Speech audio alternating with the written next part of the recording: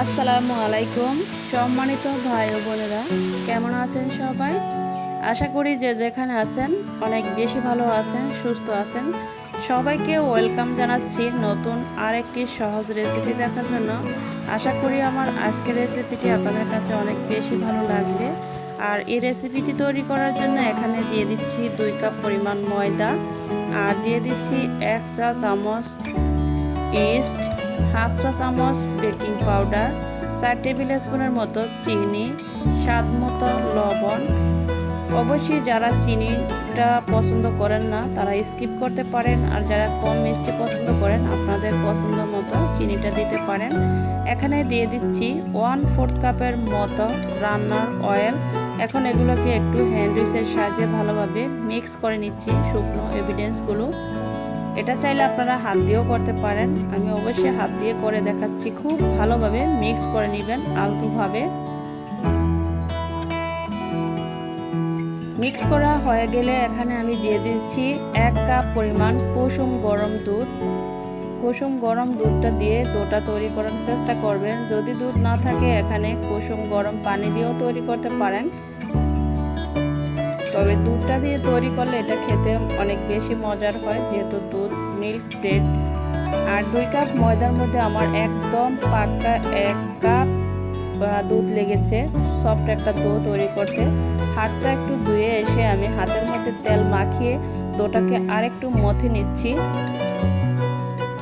মথে নেওয়ার পরে এখানে আমি সামান্য তেল মাখিয়ে এটাকে 2 ঘন্টার মতো রেস্টে রেখে দিব।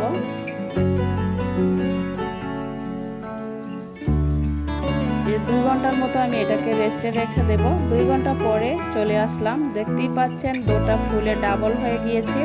এখন এটা থেকে আমি হাত দিয়ে বাতাসটা বের করে আলতোভাবে ডোটাকে মথে নিচ্ছি।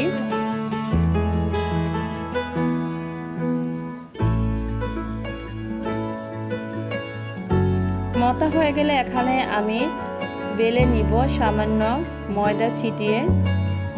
বাড়ি করে লম্বাটে করে একটা রুটির মতো বেলে নিব।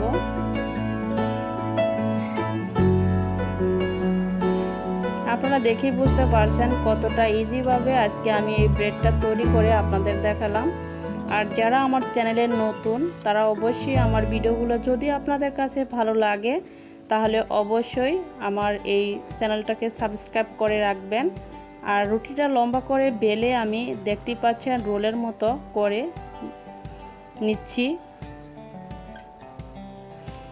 এই রোলের মতো করে একটা যে মল্টে আপনারা কুক করবেন সেই মল্টে রেখে 1 ঘন্টা রেস্টে রেখে দিলে এটা আরও ফুলে ডাবল হয়ে যাবে। তবে আজকে আমি এরকম করব না, অন্যরকম একটা ডিজাইন করে ব্রেডটাকে তৈরি করব। যারা একদম নতুন তারা এভাবেও করতে পারেন, আবার আজকে যেভাবে আমি দেখাইতেছি এভাবেও করতে পারেন। আমি লম্বাটে করে কেটে নিচ্ছি।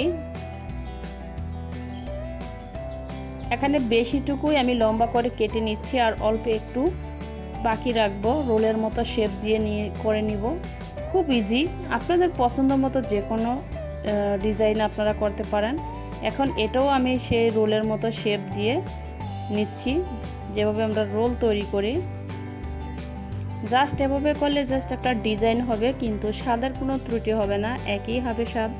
আর এটাও আমি 1 ঘন্টার মতো রেস্টে রেখে দিব। 1 ঘন্টা পরে চলে আসলাম, দেখেন 1 ঘন্টা পরে চলে আসলাম। 1 ঘন্টা পরে আমি এর মধ্যে 2 টেবিল স্পুন দুধ আর একটা ডিমের কুসুম ফেটিয়ে নিচ্ছি, ভালোভাবে ফেটিয়ে নিচ্ছি। একটা বাটার তৈরি করছি।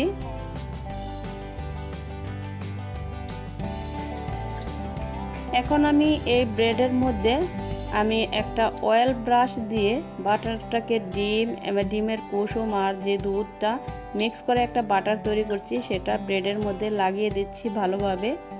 এটা দিলে কি হয়, সুন্দর একটা গোল্ডেন কালার চলে আসবে, যেহেতু আমি এটা চুলায় কুক করব এই জন্য। আর এটা যদি অবশ্যই দেওয়ার চেষ্টা করবেন, এটা দিলে খুব সুন্দর একটা উপরে ব্রাউন কালার চলে আসবে। আর এখানে কিছু সাদা তিল উপর থেকে ছিটিয়ে দিচ্ছি। আপনাদের কাছে না থাকলে এটা স্কিপও করতে পারেন, জাস্ট সৌন্দর্যের জন্য আমি এটা দিয়ে দিচ্ছি। এখন চুলায় একটি প্যান বসিয়ে প্যানের মধ্যে কিছু লেখালেখির কাগজ বসিয়ে একটা স্ট্যান্ড বসিয়ে আমি ব্রেডটাকে কুক করব। এখন ঢাকনা দিয়ে যে ছিদ্রটা আছে এটা আমি বন্ধ করে দিয়েছি, আপনারা দেখেই বুঝতে পারছেন। 45 মিনিট চুলাটা রেখেছি লো থেকে একটু বাড়িয়ে আর মিডিয়াম থেকে কম করে, গড়ি ধরে 45 মিনিট এটা আমি কুক করেছি। দেখেন কত সুন্দর কালার এসেছে উপর থেকে, মনে হয় যে এটা ওভেনে করেছি, এটা আমি চুলায় করেছি। অবশ্যই সুন্দর রেসিপিটা পেতে চাইলে আমার ফুল ভিডিওটা ওয়াচ করবেন, আর যদি ভালো লাগে অবশ্যই লাইক কমেন্ট শেয়ার করবেন, আপনাদের কাছে অনুরোধ রইল। আর আমার নেক্সট ভিডিওগুলো পেতে চাইলে অবশ্যই আমার চ্যানেলটি সাবস্ক্রাইব করে রাখবেন। আজকের মতো এখানেই বিদায় নিচ্ছি। আসসালামু আলাইকুম ওয়া রাহমাতুল্লাহি ওয়া বারাকাতুহু।